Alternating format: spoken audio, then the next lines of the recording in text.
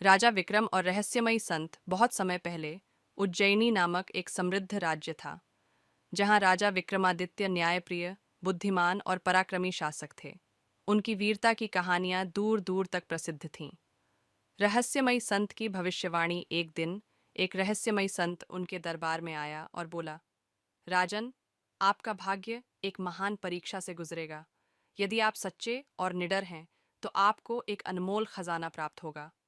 यह कहकर संत जंगल की ओर चला गया। राजा विक्रम को संत की बातों ने विचलित कर दिया। वह सोचने लगे कि यह भविष्यवाणी क्या संकेत देती है। कुछ दिनों बाद उनके राज्य में अचानक अकाल और अशांति फैल गई। राजा ने इसे एक चुनौती के रूप में स्वीकार किया और अपनी बुद्धिमानी से प्रजा की रक्षा करने लगे।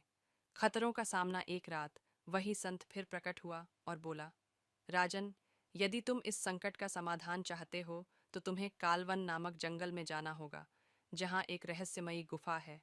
उस गुफा में एक दिव्य मणि है, जो तुम्हारे राज्य को समृद्ध कर सकती है, लेकिन उसे प्राप्त करने के लिए साहस और सत्य की परीक्षा देनी होगी।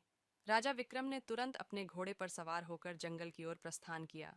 रास्ते में उन्हें कई बाधाओं का सामना करना पड़ा। भयानक भेड़िए, मायावी प्रेत और छल करने वाले राक्षस। लेकिन अपनी वीरता और बुद्धिमानी से उन्होंने सबका सामना किया और अंततः गुफा तक पहुंचे। सत्य की विजय। गुफा के अंदर एक विशाल नाग मणि की रक्षा कर रहा था। जैसे ही राजा विक्रम ने मणि लेने का प्रयास किया, नाग फुफकारता हुआ बोला, राजन, यदि तुम लोभ में आकर इसे छुओगे, तो यह नष्ट हो जाएगी। लेकिन यदि तुम इसे अपनी प्रजा के कल्याण के लिए चाहते हो, तो यह तुम्हारी होगी। राजा ने निडरता से उत्तर दिया, मैं इस मणि को केवल अपनी प्रजा की भलाई के लिए चाहता हूँ, न कि अपने स्वार्थ के लिए।